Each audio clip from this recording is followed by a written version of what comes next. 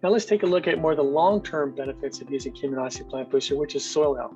Now, it's one thing to be able to drive really big production in a short-term period like one season, but if you improve the soil health, you're going to guarantee you're going to have similar results on a long term.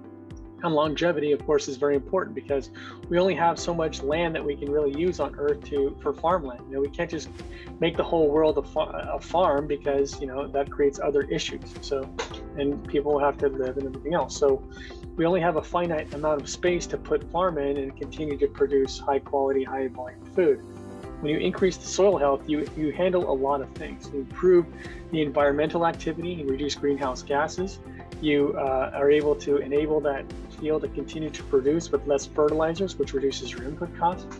And when you increase microbial activity, like we've seen on many of our farms, you get the microbes in the soil that are reactivating and doing the job that they were designed to do in nature.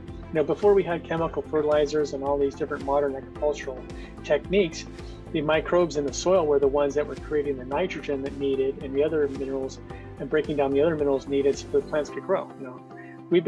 Think about it, we've been farming for thousands of years. We only started using chemical fertilizers and inputs maybe 60, 70 years ago, maybe 80 years ago. So before that, humanity survived very well just by using the microbes. So now what we're doing is reactivating those microbes the way they were before. And with some of the other modern agricultural practices, we're able to get the best of both worlds. Again, leveraging technology to increase productivity. So here again, better microbial activity in the soil, better water infiltration in the soil, and better water retention in the soil. It's some of the keynotes that we're noting in a lot of our case studies and case trials that we have over the last 2 years.